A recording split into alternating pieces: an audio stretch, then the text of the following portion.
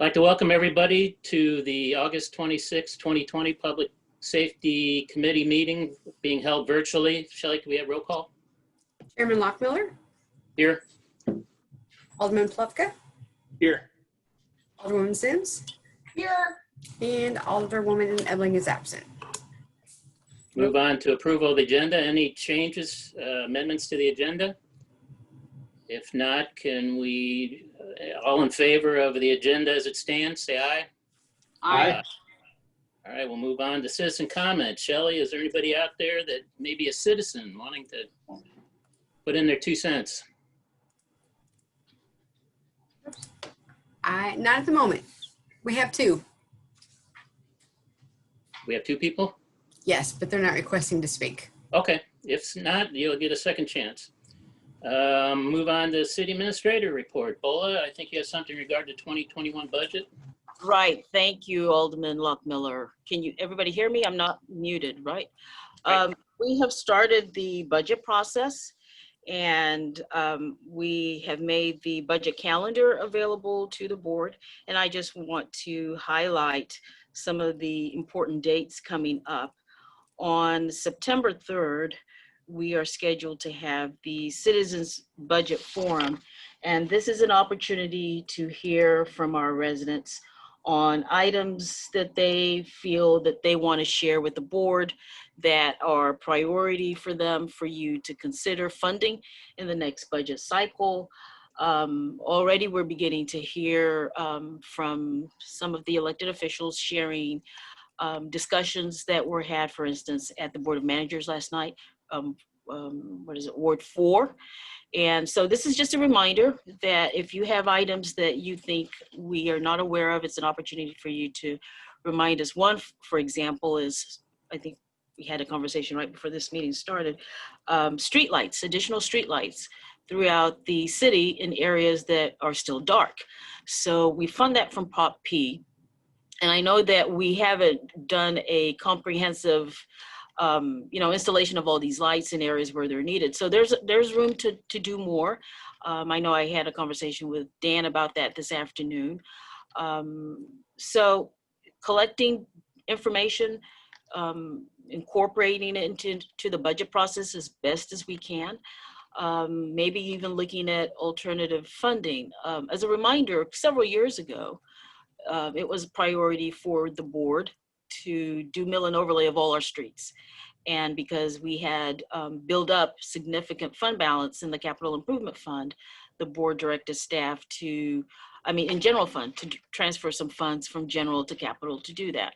So we do know that we have some streets in our commercial area that could use significant improvement.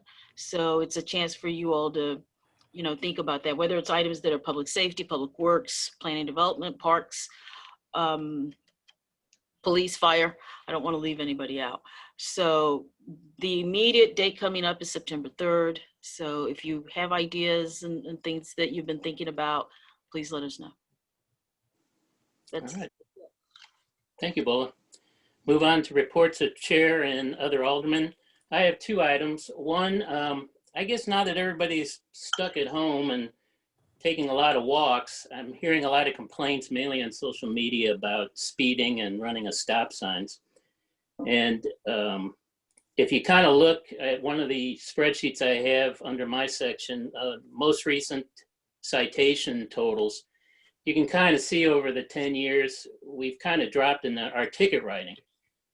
And so the mayor, Bola, and I met with Chief Speets and Major Hawkins to kind of go over this issue. And we kind of learned that there's a little bit of a disconnect between what everybody's out there saying on social media and actually reporting to the police. So we're hoping with staff through Janet to start more of an education through the city website and on some of the social medias, that if you see something, well, let the police know about it and they can address the issue, whether it's running stop signs or speeding. There's some other issues along those lines too, but I don't want to get into the weeds here. We'll talk about it later on in the police report. But I think right now we just want to start an education program to let the citizenry know how to report their concerns. The second item was last night, I got to attend with Alderman Plufka and his wife, the officer safety training. And it was something to behold. It was something I haven't experienced before, and it was very enlightening.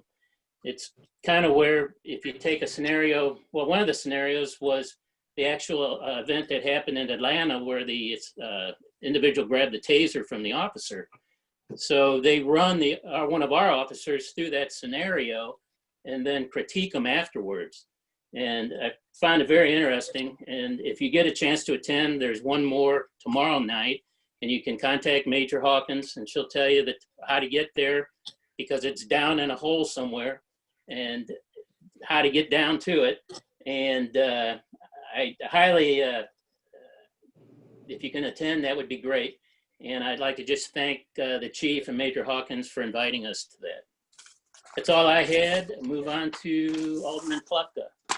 Yeah, I would say the same thing, Chairman. I thought it was an eye-opening experience, as much to watch the scenarios and to see the critiquing going on, and to see the interplay between the leadership in our police department and our officers, and how proud it would make you to see that process unfold, and to see the level of training that they're receiving and just the way in which they're communicating. It is a good idea. I think if anybody has the opportunity on Thursday to go, they should try and go. To that end, I put together a resolution which I sent to Steve's attention and to Bola's attention. One of the conversations we had that night was with Major Hawkins, who verified for me that really we're the only community within ECDC that is conducting this kind of dynamic situational training. And combine that with the fact that we do quite a bit of assistance in calls to the other communities in ECDC, and they provide support to us as well at times. And it sure would be nice, and I think safer, and I think better for all constituent communities if everybody had at least access to the same kind of training, especially training of this type.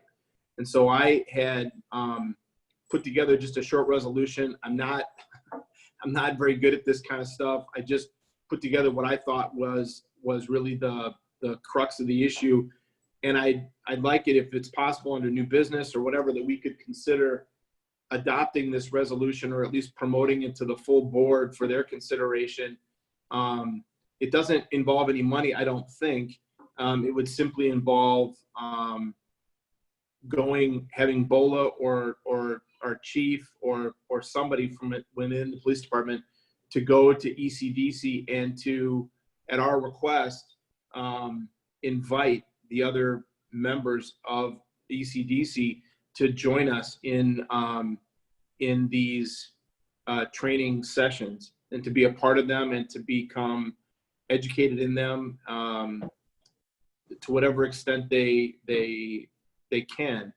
And so I don't know exactly how to proceed at this point, except to say that I would propose the resolution that I sent to Steve, and I can read it. I sent a copy to Bola as well. I don't know, Bola, should I read this, I guess, or I don't know, what would be the next step here? For the record, I think it would be good if you would read it, and Okay. I think you could vote on it right now. You don't have to necessarily put it under new business. And then we Okay. would clean up the format, and it'll go to the board on the 8th. You're being kind when you say clean up the format. So this is my effort here. Whereas the dynamic situational training program developed and instituted by the Brentwood Police Department is a great benefit to both police officers and residents of Brentwood, and whereas the Brentwood Police Department is called upon frequently to both provide and receive assistance to and from the constituent cities of the East Central Dispatch, and whereas providing dynamic situational training to all the police officers within the ECDC would create a safer environment for those officers and the people they serve and protect, be it resolved that the city of Brentwood will propose to the other cities within the ECDC that they join Brentwood to provide their police officers dynamic situational training beginning as soon hereafter as practical. I think you were missing a whereas. Was I? Every other line. Yeah, I You made probably it up was. with the heretofore, but Right. that's my, those are my notes. Okay, thank you very much. Can we kind of bring in, I'm not sure if Joe's there, but if maybe Major Hawkins wants to chime in on thoughts? Yeah, yes, sir. We just so can you hear me? Okay. Yeah. Yep. Just so you're aware of it, we have invited 2 of the other cities, and they have come and participated in the training. We have not set up there isn't a formal protocol or a process or people identified to move forward to do additional trainings. But Richmond Heights and Maplewood both have participated in different degrees in the training. So what we haven't done really is approach the upper end of the leadership of these departments and determine whether or not they this training is resource heavy, and it takes a lot of planning, and it really takes buy-in from the upper management of the police departments to make it effective. And I think that's one of the things that we have to really consider trying to put it together. I think it's a good idea to do the 8 cities, and we would embrace and support training the other officers from the other cities, but it's going to require assigning people to do that, and considering the amount of time to do is just something we have to work our way through. May I ask a question? Mhm. Chief Spees, are you still the chair of the operations committee? I was relieved of that duty after a year, about 2 weeks ago. Unfortunately. Okay. Well, I'm still board chair of ECDC, and we have a meeting coming up maybe in November.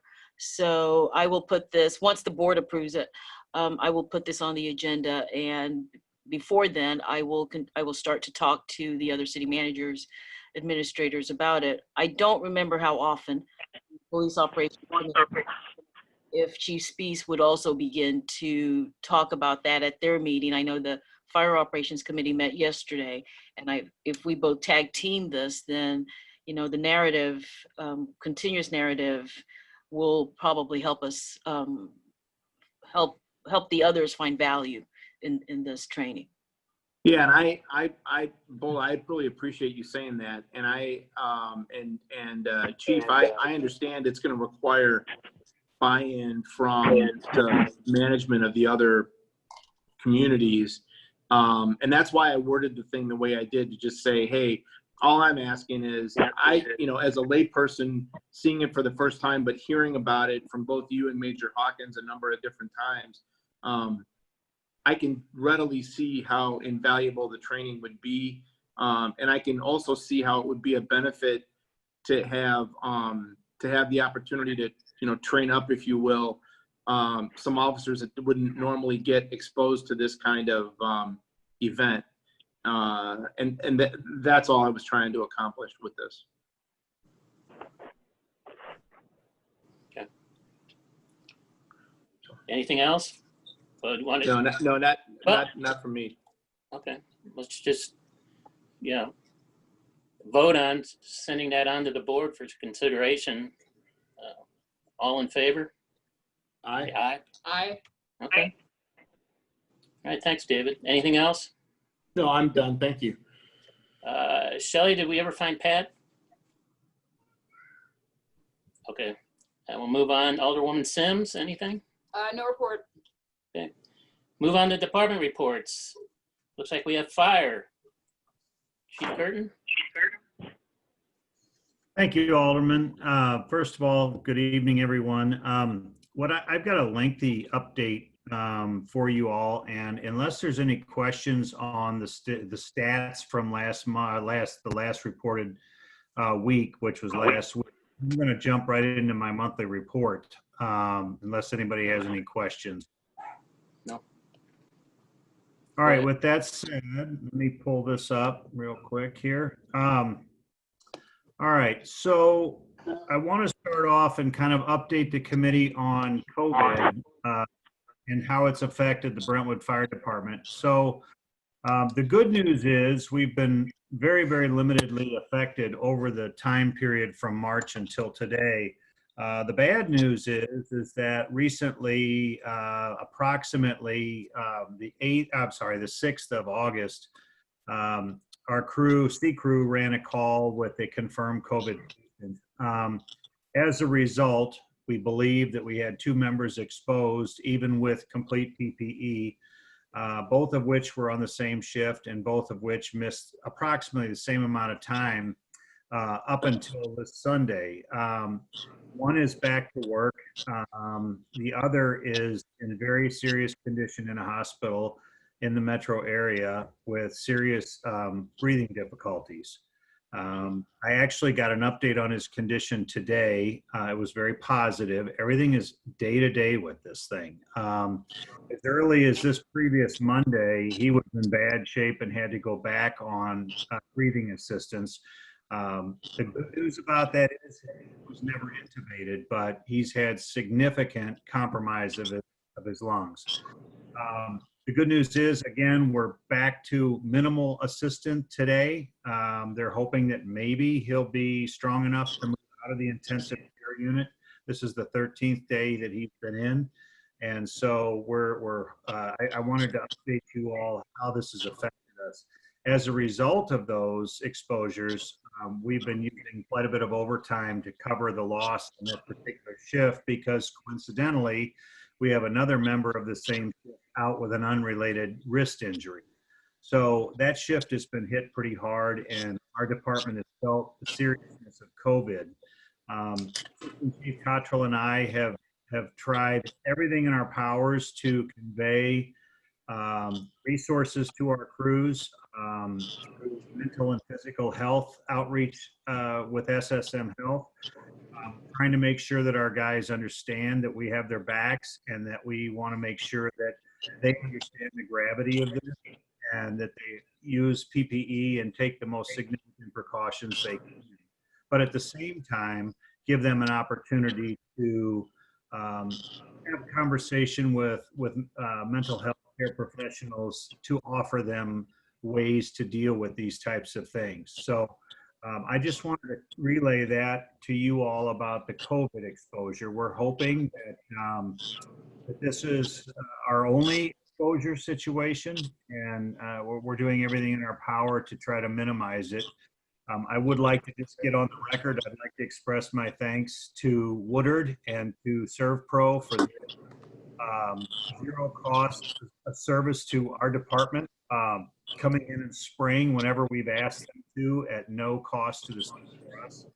And that is a tremendous resource that they've afforded the city and the fire department, I believe, as well as the police department. So with that, I'm going to move on to talk about flash flooding on August 9th. That particular morning, we received an unexpected amount of water through a storm that was never anticipated, best of my ability to know, from the National Weather Service. Excuse me. But that morning, beginning around 2:30, quarter to 3, we had one water rescue from a vehicle in Brentwood and Hanley Industrial Court. The guys went on to assist Maplewood with rescuing drivers that drove into floodwaters at Hanley and Manchester.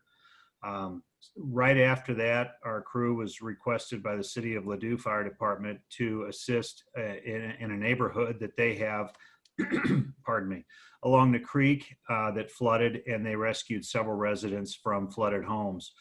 After they left Ladue, we were called to the city of Rock Hill for another driver that drove into floodwaters in front of Rock Hill Lumber on Manchester Road.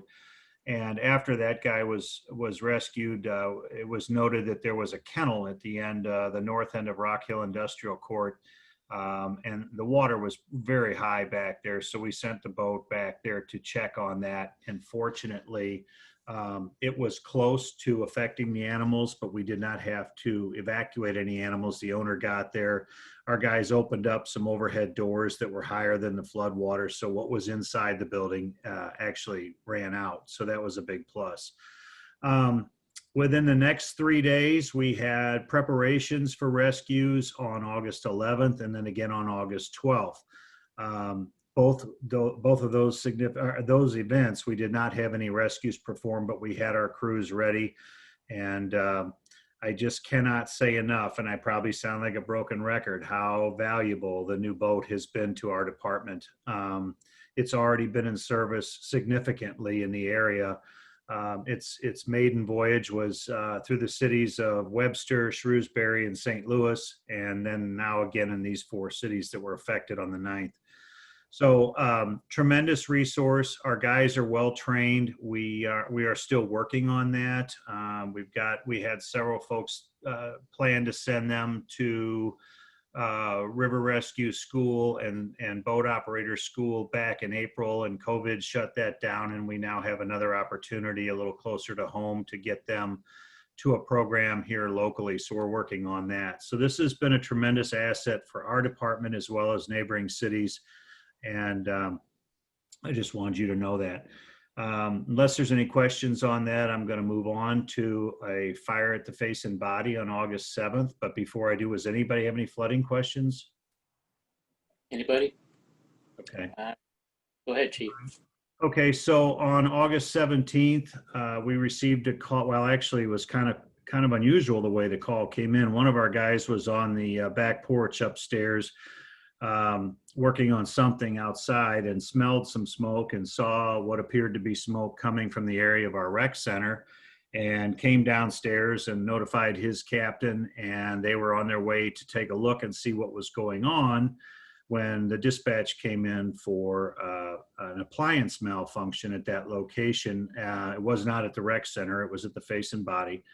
And when we got there, Chief Cottrell was first on the scene as a command officer, and he upgraded the alarm to a first alarm and started neighboring departments assisting us on that, because we had an actual fire in the roof deck, which was caused by what appears to be a dirty exhaust vent for a commercial dryer.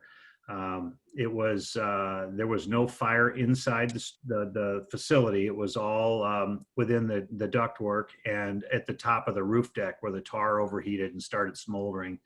But we treated it as though it was an active fire because we had a lot of people in that building. I don't know if you've ever been in that building, in that business, but it's very cut up.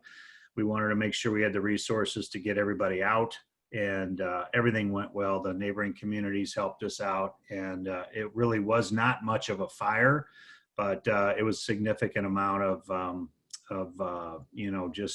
smoke and odor damage in the building. Myself and Steve Muskoff from the building department went back there last Friday and authorized them to reopen. They had done everything we'd asked and had projects underway to replace that particular dryer. And in the meantime, they were going to outsource their laundry to their other facility in Chesterfield. So we tried to get them back in business as soon as possible, and they were tremendous to work with. So that's all I had on the face and body, unless there's any questions. Chief, is the reason there was quite a few other municipalities there, is that because of the size of the building or the So we originally received the call with what we call a 3-company run, which, like for an appliance malfunction, let's say that your microwave started smoking at home and you had smoke coming out. They would send 3 pieces of apparatus on that to make sure that there was no active fire and it was something that we could handle relatively easy. When we get on the scene of a situation in a commercial building, things change a little bit, especially with commercial drying equipment or whatever it was. In this case, it was the dryer, but when Chief Cottrell upgraded the alarm to a first alarm, it took us from those 3 trucks that were originally dispatched to what was appeared to be a minor incident to the caller, to approximately 12 pieces of apparatus from the neighboring area. And we do that because NFPA requires us through standards to have a certain number of personnel on scene at a working structure fire. We also want to make sure that we have the necessary resources in the event something goes bad on that call. For what we call a rapid intervention response, we can send dedicated crews in to retrieve anybody that may be lost, trapped, had a medical emergency, and get them out right away. So that's one of the reasons that we do that. And that would be the case on whether it's a house or a commercial building. We would send that much apparatus on those same situations. In this particular case, we chose to upgrade the alarm because we were not 100% sure exactly the involvement, gave us equipment on the way in case we had more involvement than what it turned out to be. So that's sort of the process there.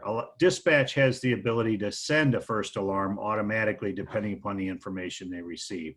But evidently they did not get enough information, and Chief Cottrell felt this was necessary, and I would support that decision. So I hope that answers your question. Sure does. Thank you, Chief. Great. So unless there's any others, I'm going to move on to our ADA project update. We currently, as you all know, have a moratorium on capital projects, the ADA project, the firehouse being one of them. As recently as last week's Ways and Means Committee meeting, Ways and Means authorized my 2 capital projects that remain in our budget, my ADA update, or my ADA project and our ambulance replacement, to move forward to the board for September the 8th. So with that being said, when we asked the contractor to close up and leave because of COVID, they had literally just torn 2 bathrooms out in the building and were in the process of doing the plumbing and getting the framing ready to go so they could start putting them back when we shut them down. We've been doing fine. There are other bathrooms in the building, but given this recent change in the board's cost containment practice, I'm hoping that we can move forward on September the 8th because in speaking with the contractor and, with Dave Lauber from Horner Schifrin today, who's our project manager, we need to get this project back on track to complete it this budget year. And we need to do that soon. So I'm hoping that the board will see the value in this and allow us to proceed with that. They are ready to go September 10th, if you all give them the authorization to proceed or give me the authorization to proceed. So at this stage of the game, the good part is they have been acquiring materials throughout the work stoppage. So their warehouse is full of materials for our job. In fact, I think they took delivery of the last doors and frames recently. And so we should really have everything we need to get this finished by November 23rd, when I've asked them to wrap it up so we can get this all finalized and to the board by the December 8th meeting for warrant list approval for their final bill. So that's kind of where we are on that. I've made that clear to the contractor and to Horner Schifrin that we have a set of standards that we're following due to COVID. They have indicated to me that they have no problem at this point working with our standards within the building.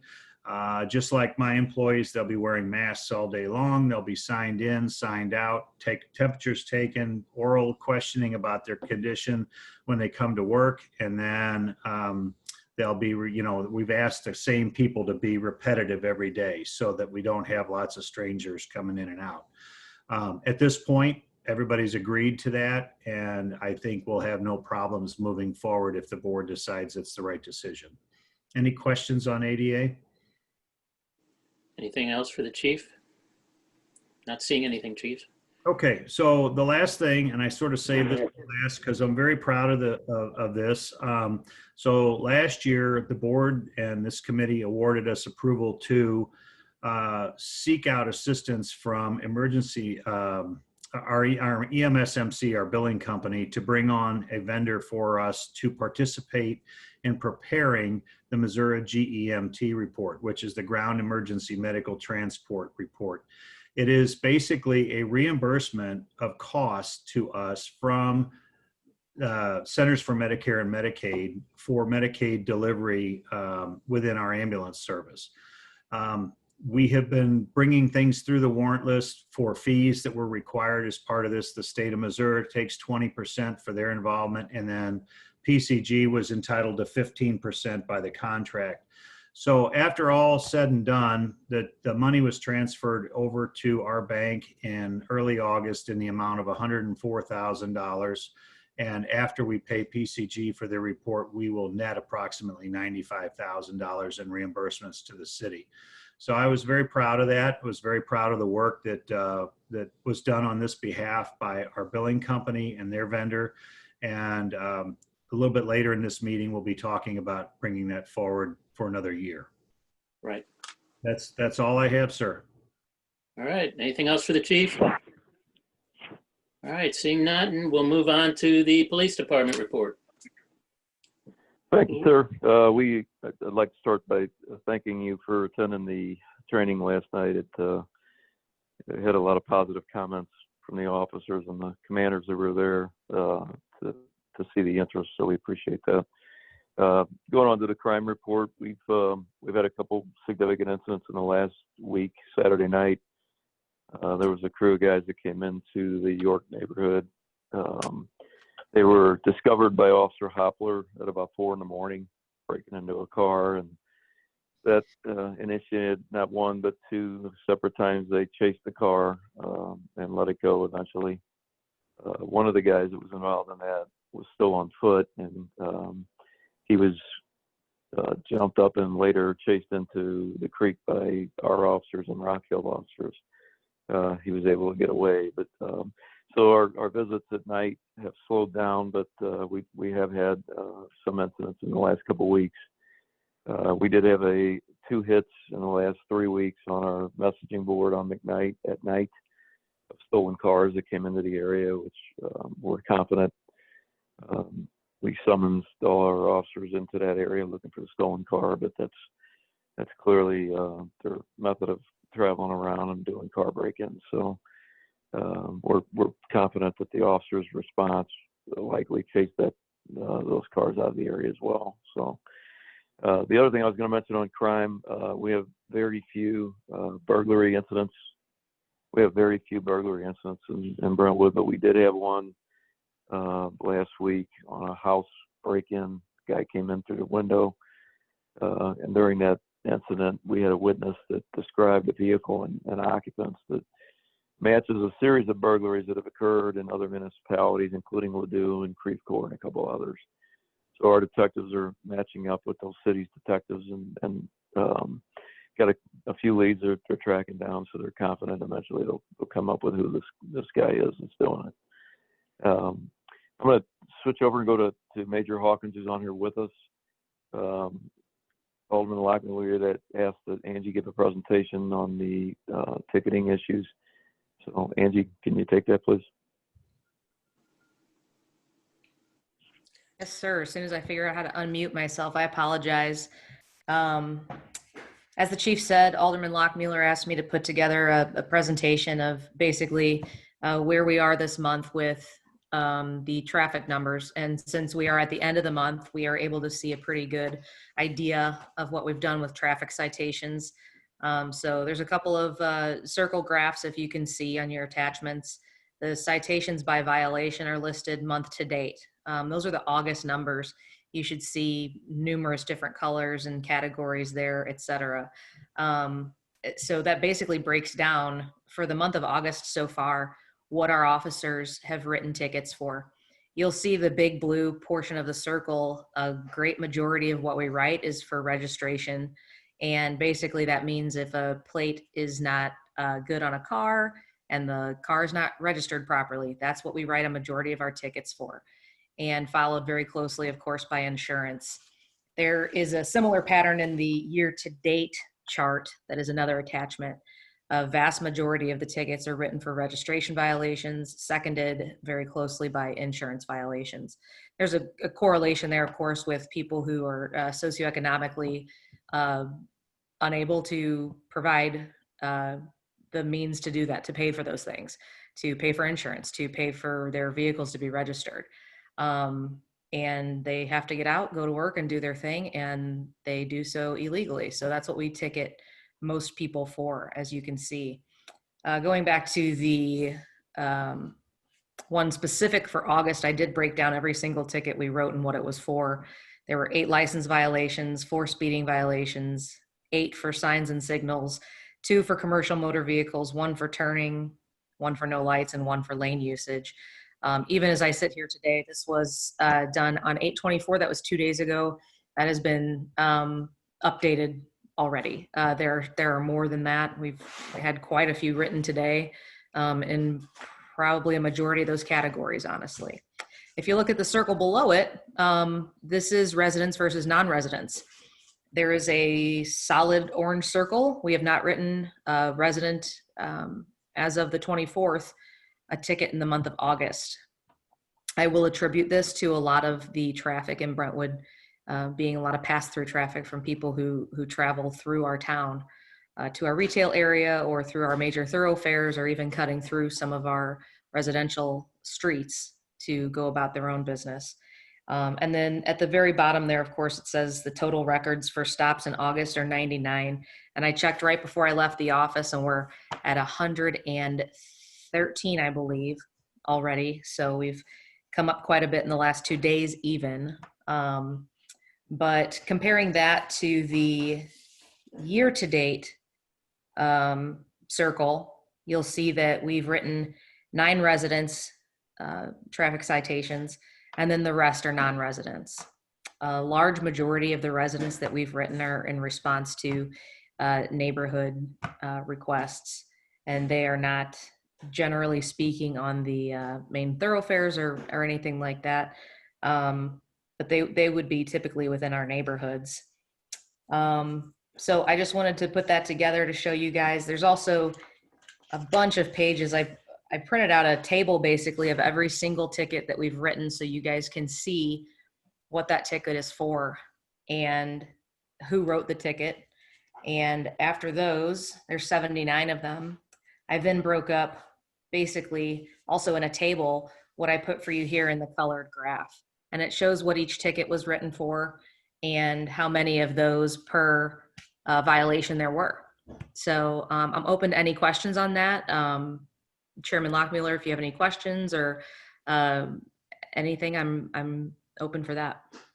Yeah, I have one, and I'm looking at that ticket list that you mentioned, the 79. And if I look at the street names, I see a lot of streets, as you said, on the main thoroughfare and our commercial areas. Yeah. And the complaints I'm seeing, the complaints I'm hearing about are originating out of our neighborhood streets. Right. And I don't see a lot of these citations being issued in those areas. Kids, kids are home, they're playing in the streets, and a lot of residents are worried about the speeders and people cutting through and not stopping at stop signs. So I'm just wondering how we get the officers more into those neighborhoods. I know they're patrolling neighborhoods, we see them all the time. Sure. But how we get them concentrating on some of these complaint areas that might come in. Sure. Well, actually, we've, after our meeting the other day, I addressed our supervisors about the issue, and what they've begun doing is having their officers hit some of the places that we've seen common complaints and also recent complaints. The one that you forwarded me the other day about Russell, we've had an officer up there the past 2 or 3 days. A couple days there was no violations that they were able to observe for the time they were up there. But today I think we issued a citation on there, and we've gotten into along Pine with the construction traffic, the speeding and stuff like that. So they have been, unfortunately, since the last 2 days, which aren't on this report, they have been more responsive in those areas. As a direct result of the meeting that we had and the conversation I had with our supervisors on kind of how better to deploy our resources so that our streets can be safer for our kids and our families, and so that our citizens can see that we're responsive to their concerns. Okay, good. Any questions for Angie? David? I have one. Yeah, I just had one major, I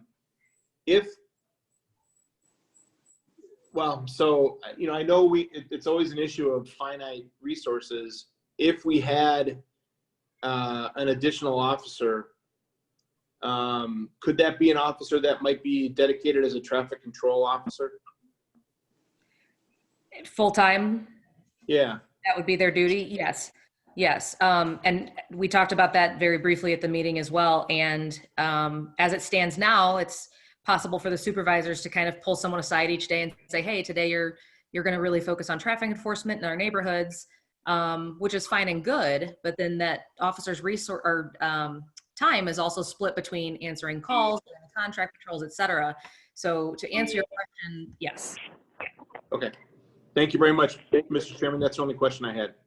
And I'd kind of add to that, I was talking to Judge Stingham, and he kind of pointed out, if you look at the municipal court citation spreadsheet, back about 4 or 5 years ago, we used to have an officer, maybe two, dedicated just to traffic enforcement.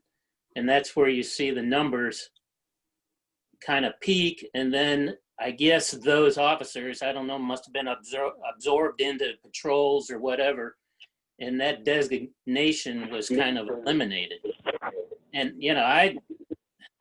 maybe a one officer during the daytime shift added to the roster could, maybe address some of these complaints, in the neighborhood areas. So, I guess I'm throwing out a hint there, maybe in the 2021 budget, maybe talking about that. I mean, I'd want to see the global budget and see how that would fit in, but I mean, I'd be open to discussion on that. David? Yeah, I'll tell you what, I'm thinking the exact same thing. And for whatever hinting you want to do, I would second it wholeheartedly, that I would really like to see our police department consider adding an additional officer into their budget for 2021. And then we can go ahead and debate it as we go through. And as you say, Steve, we can talk about it in the grand scheme of things as to whether it fits for us right now. But there certainly is a need there. And even if that dedicated officer was dedicated to traffic enforcement during the day, that additional body, that additional officer could free us up and give us some flexibility with how to handle the nighttime issues that are a little bit different than the daytime issues. And I'd wholeheartedly support that. So, Sunny, did you have your hand up? Yep. Yeah, I had a couple questions. Presumably the people that are being pulled over for no proof of insurance or expired tags would have been pulled over if they had been speeding, right? I mean, and sometimes there's overlap, or they speed and their license is expired and they don't have insurance and they don't have. Sure. So I guess I'm honestly, I'll just say, I don't have to artfully know how to say this. This seems like we're just pulling, economically disadvantaged people over with these tickets. And the thing that happened within the last 5 years, it caused a whole overhaul of how municipalities collected revenue was by writing tickets. I mean, do we really want to be going back to that? I mean, we're already limited to the extent to which ticket writing can be a revenue source of our budget. I'm all for safety, and if you say to me that there's a personnel shortage for to me it seems like the car break-in should be the priority. I'm ambivalent and hesitant about saying, hey guys, now we've got a traffic cop who is going to be pulling people over for expired license plate tags. Given the well-documented history, and I'm not of problems that are associated. I mean, I've lived it as a lawyer. I mean, we need to be able to address that if we're going to go down this road. Well, Can you bring up comment to that? Yeah, you bring up a really good point, and I think that's something that needs to be a really heavy part of the conversation when we discuss going forward with a traffic officer, because I think we talk about a traffic officer as an additional resource, and where are we really going to deploy him or her? Are we putting them in the neighborhoods so that our kids are safer and we're able to respond to these citizen complaints? Because if we are, then we're these numbers that you see here for registration, they would probably go down in terms of what that officer would be doing. Because a lot of those people aren't Brentwood residents. That's our main thoroughfares, our pass-through folks, and things like that. But that is something to really consider, because then what message do we send? It has to be really carefully crafted to the officer themselves. What mission are we doing here? What do we want to accomplish from this person? And ultimately, the goal is street safety, public safety. And then how do we accomplish that and balance the other issues? Sonny, like you said, it's in the last few years, there's been some real concern about that, and rightfully so, because what are we accomplishing when that's all that's happening? And then it just kind of cycles over and over. So I think that's definitely a really good piece to add to that conversation when it does come time to have it. I mean, and Dan, maybe, Dan, I'm putting you on the spot, but my recollection in the times that we've had to go, and I never thought I'd ever say the phrase traffic calming toolkit as much as I have as on this committee, but the complaints of speeding in residential streets, like at times aren't borne out by the data we've collected. I mean, and you know, I would imagine that most of these tickets are probably on the main thoroughfare arterial roads, just because that's where most of the cars are. I mean, I think we need to tread cautiously on this. I mean, to me, it seems like the bigger, not so much that neighbors complaining about they think that people are speeding in their neighborhoods, but shoplifting, car clotting. I mean, you know, resources there, you know, rather than, you know, ticket writing to what, you know, amounts to a problem that overwhelmingly is suffered by lower income drivers. I mean, driving a car that has an expired license plate is unsafe, and you need to have insurance, of course. And please don't. I want to be perceived as soft on that, but I don't know. I think this is. This needs to be vetted out more for me. Sure. Okay. Anybody else? Angie, thanks for putting that all together for us. And if you wouldn't mind, if we could do this for a couple of meetings, these type of reports. Sure. Just, absolutely. That way we can just look at it, Yeah. see what type of results we get. Yeah, absolutely. Thank Do you you, have guys. anything else? No, sir. I did just really briefly want to thank you guys for coming out last night. I always welcome the opportunity for you all to come and see how intensely we focus on the training of our officers for not just their safety, but the safety of the people that they encounter, whether those people be the citizens of our jurisdiction or anywhere else. And I think it was a good experience for you guys last night from what I'm hearing. And we look forward to having a couple more people come out tomorrow night. And if it's okay with you, I'll just let you know any future training events that we have, and you can pass it along. Anybody's always welcome to attend and welcome to view what we're doing. Hey, Angie, also, you know, there's 3 officers received accommodations. Do you mind that's what those were for again for the rest of the committee? Do you remember off? Okay, yeah, let me get my bearings together here. Okay, so 2 of them were for the officers who addressed the gentleman with the firearm during our protest. Right. And, taking him into custody and getting warrants issued on him. And the FBI is also looking at him for a possible terrorist event charge.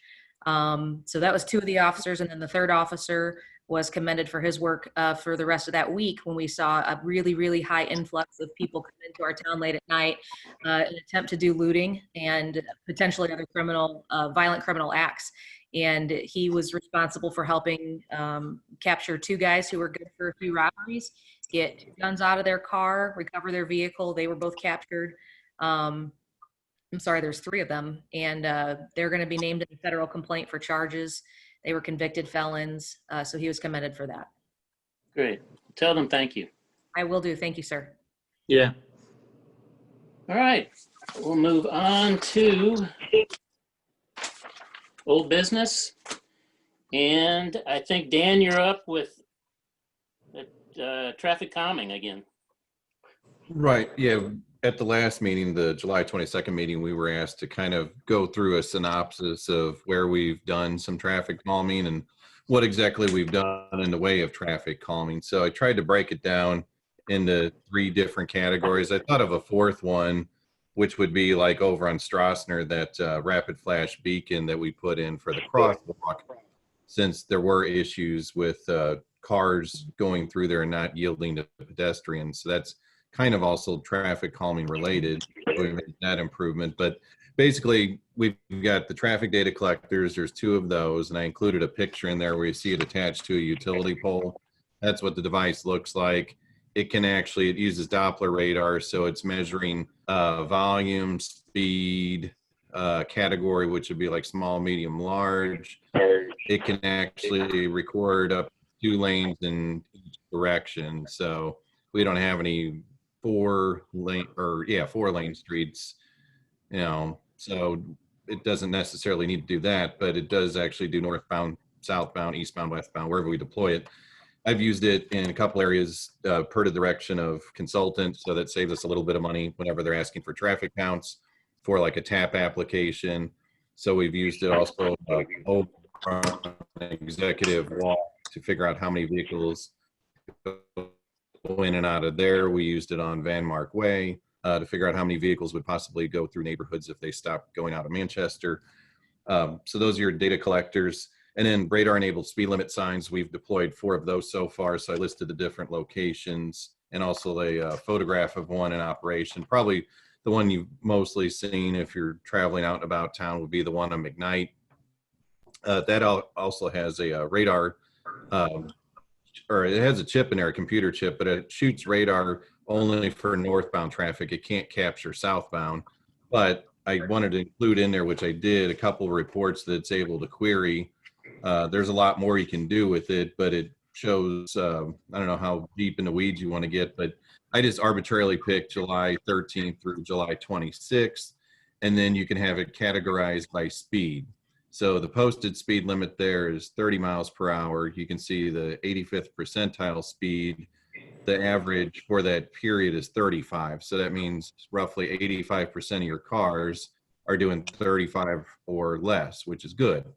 But then if you drill down and look at the individual speed categories per 5 mile per hour increments, you have a couple of people that were really flying through there, you know, doing 46 to 50 miles per hour. There were 55 vehicles during that 2-week window, 51 to 55, 9 vehicles. And then there's that one really crazy one, 61 to 65. It was actually 63 miles per hour traveling between like 5 and 6 a.m. So you can get all kinds of neat things. The one I didn't put in there, which is kind of neat, is it can summarize that per hour for a 24-hour period, but over the 2-week data. So you see a trend there where people that are speeding on McKnight that are going northbound, it's during the time when there's hardly any cars. So it might be 3 a.m., you know, they're not able to get as much speed. And you'll see some speeding, a little bit more speeding on a Saturday or a Sunday when there's less volume as well. And then the last thing I put in there besides those speed limit signs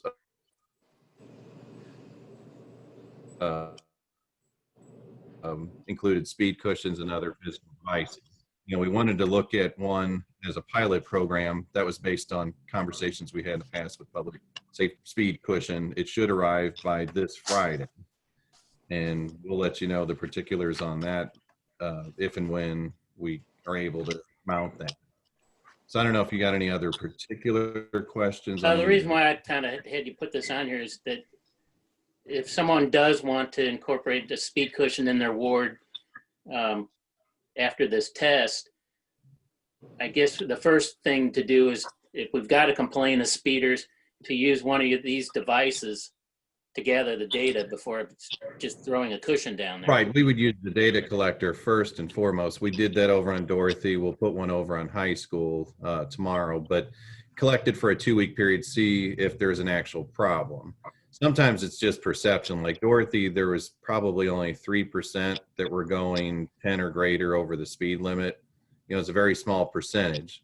Those that were speeding, you know, it wasn't anywhere near what McKnight was. It was maybe like, I'd say like 32, 33 miles per hour. I realize it's speeding in a 20, but it's not 55 and a 30.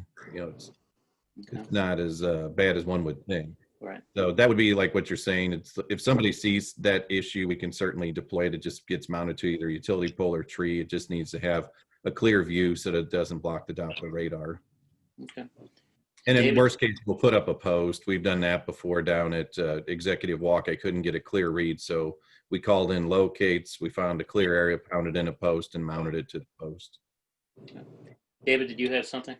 Yeah, just 2 questions real quick. Dan, first, how soon after the 28th do you think that cushion could get installed? We just need to call in locates. I know where I want it. It's on Pine, like near Hatton.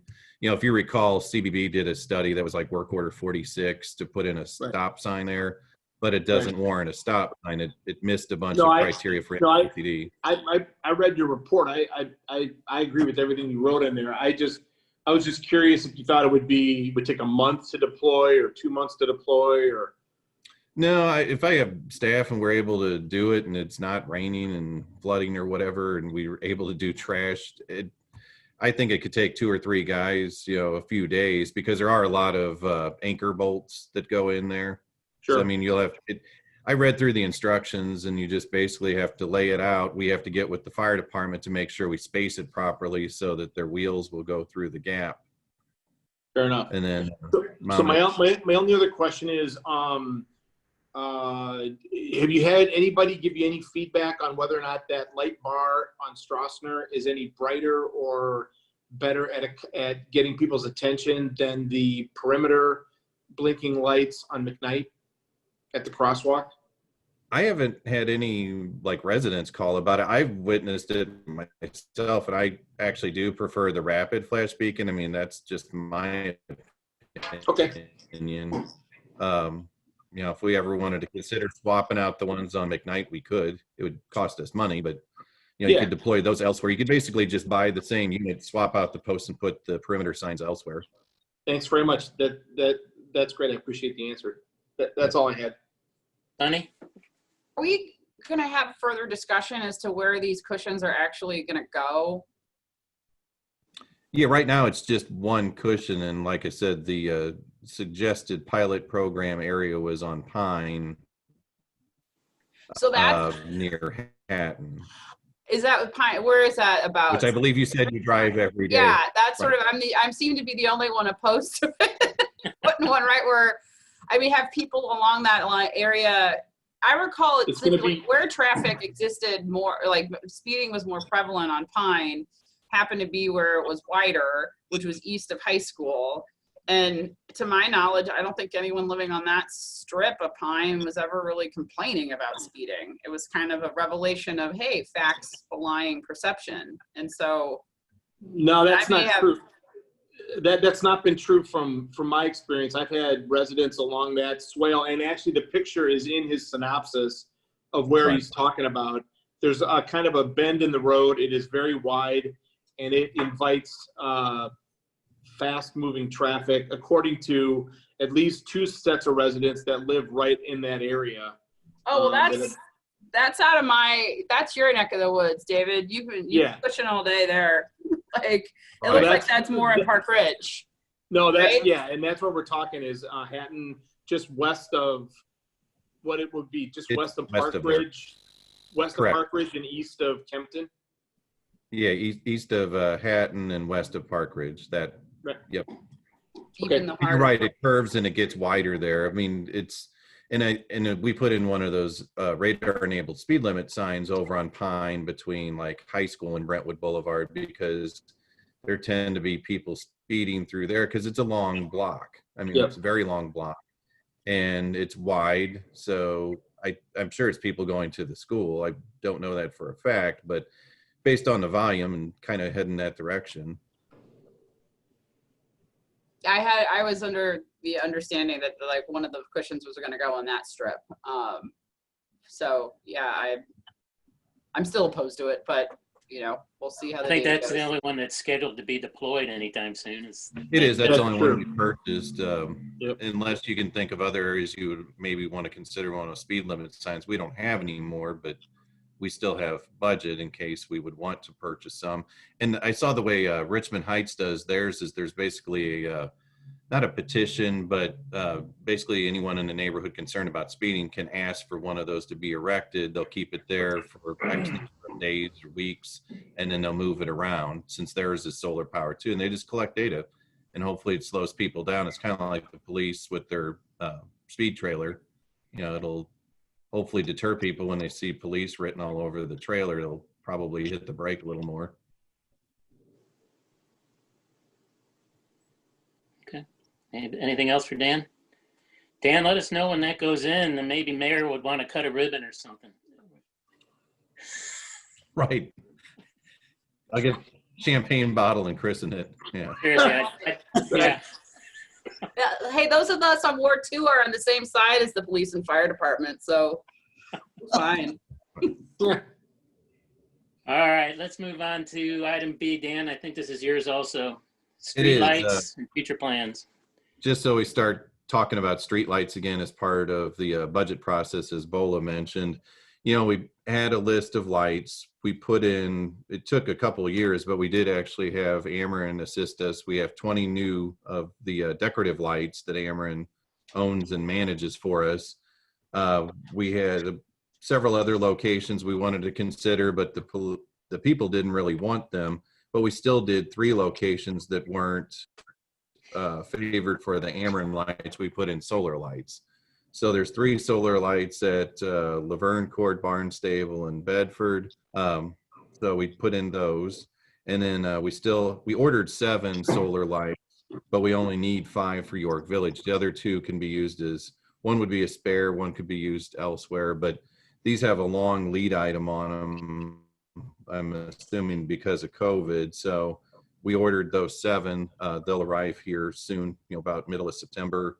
And then we can put those in. It's basically the same as the solar lights we put in as far as the anchor system, but these are different. The solar collectors are actually on the vertical portion, the post, versus the other ones we put in, they're on the top, they're on the luminaire, you know, on the flat surface.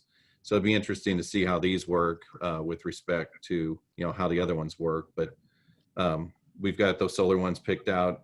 And then I didn't know if you had received any concerns from your citizenry where they would want us to consider other areas. We would go out and measure the light, you know, luminance. I know Brentwood Forest had indicated some areas. Yes, we did. So I didn't know if the other wards, you know, 1, 2, or 3 had any wish lists that we would start investigating and put together rough costs. I think we'll put that out at our meetings and see if any of the citizens have any suggestions for the Yeah, next because year. ones we did first were streets that didn't have any, like say Sonora. Sonora had no lights whatsoever. So that was a high priority. It was dark. You know, the mid block of Tillis, same thing. There was nothing there. Parkside. David? Dan, what's your timeline for getting feedback on that? You want something in the next week or 2? That would be fine. Again, it was more, either way, I was going to put some sort of plug number in there for the 21 budget. But if there's more of a wish list, you know, if there's another 20, well, then we need to put together cost estimates and prioritize those and see how it impacts the budget. Perfect. Okay, thank you. Yes. Thanks. All right. Dan, thanks for the update. Sure. Thanks. Absolutely. Moving on to new business, I think both of these are yours, Chief. The one item you just spoke on. Thank you, Mr. Chairman. So I did touch on the GEMT program, and what I bring forward to you all today for your support and request to move this onto the board would be to participate in this program again through EMSMC, our billing company, who would bring on Public Consulting Group, PCG, to put together our 2019 cost report for the federal government. The real advantage to this whole thing is they have the knowledge and the wherewithal to gather all this data, put it together in conjunction with our billing company. They get some of it from us. Karen Shaw provides with some information as well. Our department supports EMSMC on what their needs are. And then PCG puts this entire report together and submits it on our behalf. The other key piece of hiring them is the federal audit they expect starting to receive these funds. They basically told us at PCG and EMSMC that we can plan on getting a Medicaid audit when we participate in this. So right now, I've not heard anything about an audit for the current funds we've received, but I'm anticipating one, and having PCG there to support their work and participate on our behalf in that audit is very important. So it was a very, the first go through was kind of a challenge to understand everything. Myself Karen and Ronnie all attended some informational programs on this, some webinars on this, and just figured out it was best to bring a professional to do this for us. So I bring this forward to you all today, asking for your support to move this onto the board to allow us to enter into contract again for the 2019 report. Does anybody have any questions? David? I don't have any questions, and unless anybody else has any questions, I don't want to stop debate or something if somebody wants a discussion, but this is a really thorough report. This is a great program, and I think although it is hard to get your arms around it at some point, I think it's very worthwhile, and I would make the motion that we approve this to send it on to the entire board for their consideration and approval. Anybody want to second that? Is that Pat? Second. I was muted. I heard from Sonny first, so Sonny second. All in favor of forwarding this onto the board, say aye. Aye. All right, anyone opposed? Don't hear one.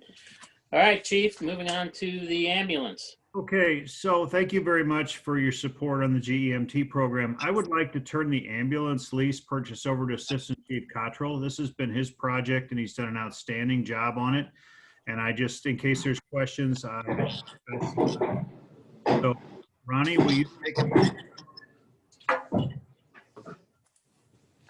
Apologies. I think I'm having a connection issue. So can you hear me okay? Yeah, we can. Okay, thank you. If we lose you, I'll jump in and take it, okay? Okay. So we formed last year, 2019, an ambulance committee in hopes preparing for this day. We had representatives from each crew. So we had input. Everybody in the department had a say-so or able to provide their opinion on this ambulance. We met with multiple vendors, met with multiple manufacturers. There's actually more manufacturers that make ambulances than there are fire trucks, so that it really complicates matters when you're trying to pick quality, speed of how fast they can build your ambulance and so forth. We narrowed our selection down to a company. They're based out of Ohio. It's Horton Ambulance. They've been around many, many years, since the 60s, building ambulances. We did a group purchasing on a nationally competitive bid process. We chose to go that route to get best pricing for this ambulance and consistent pricing. So we took that and compared it to other ambulances that have been delivered in the area since 2018. We feel we have a very competitively bid price from a top quality vendor. So we are proposing total ambulance and equipment is $344,000. The actual cost of the ambulance is much less than that, but some of the components of this that are new technology to the healthcare industry, specifically ambulances, is the stretcher particularly, and the loading system of the stretcher. Combined, those are over $50,000, which will last the lifetime of the ambulance. The advantages are it saves on injuries, saves on back injuries, shoulder injuries, and knee injuries particular. And a new heart monitor, which is customary with purchasing the new ambulance. It lasts about the lifetime of the ambulance. They're quite expensive as well. Ours is slightly over $32,000. Again, all of these items were competitively bid at a national level.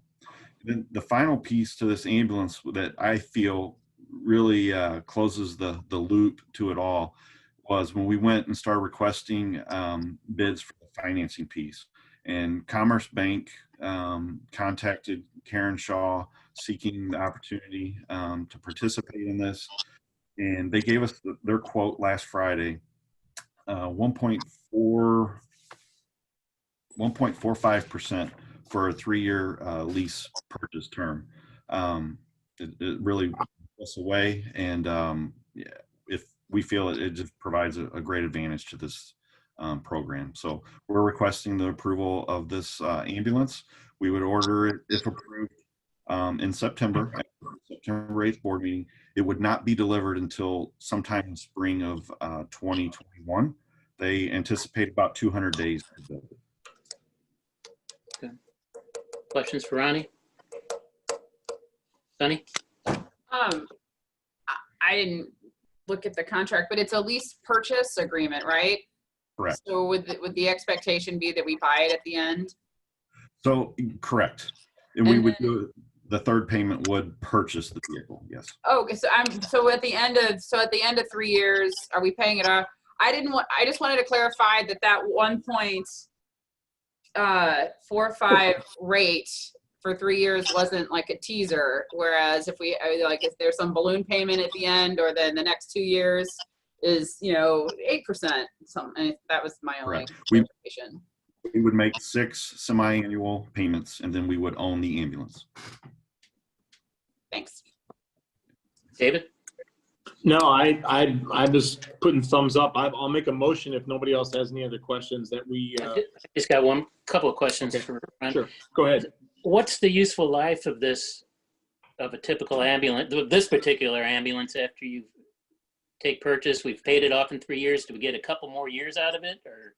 For sure. So the city's vehicle replacement policy calls for ambulance to be in frontline service, the first ambulance, for 7 years. And then the next 7 years, we put it as a reserve status. So we put it in service for if the ambulance is getting maintenance, if there's a mechanical failure, it's in the shop getting worked on, and so forth. So 14 years by policy is what we keep our ambulances for. Our current reserve ambulance is a 2004, so it's at 16 years. So it is definitely beyond its useful point, and it needs to be moved on. Yeah. Would you sell that vehicle then? Correct. We would recommend we put it on Gov Deals to be sold that route. Okay. All right. And then there was something in, I don't know, regarding Stryker. Sure. So Stryker's the vendor for a few of these items. Stryker makes the stretcher. They also make the load system for the stretcher. And recently, Stryker bought Physio Control, which makes the heart monitor. So yeah, they're a player in a lot of this. Okay, and that's all built into the 344,000. Absolutely. Okay.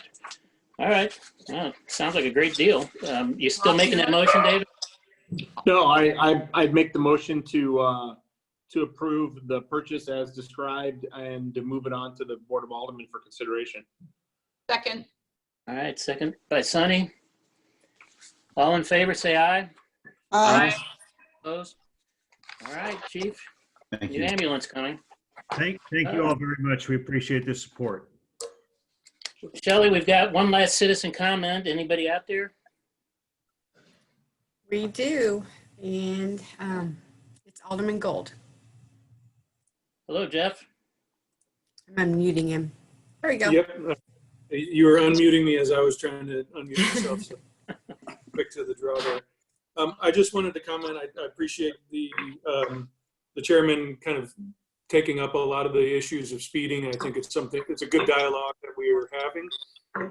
I totally appreciate Alderwoman Sims' perspective. And I think what I'm hearing is more, we need some integrated and innovative solutions that can kind of create some sustained enough presence to modify the behavior that we're seeing in the residential areas. So whether that's a traffic cop dedicated to a portion of our residents, or if it's other measures that Dan brought up, I think maybe citations aren't the issue, aren't the solution. Sorry, excuse me.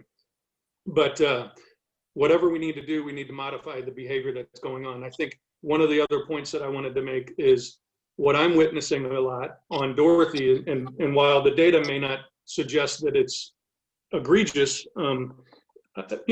people going 35 miles an hour in an area by one of our grade schools is concerning, especially the path. What I'm seeing a lot myself is a lot of speeding delivery trucks, and some of our police officers moving through the stop signs a little too quickly. So the delivery trucks seem to be the bigger issues that are speeding around the neighborhoods, at least over in my area. Just to bring those to the attention and maybe discussion about other measures or more comprehensive measures that we can consider other than just citations. I do think, though, that citations curb behavior. And if you ever got stopped by the late Lieutenant Ziegler, you know that you still push the brakes going through Rock Hill. I do. Not since high school, Jeff.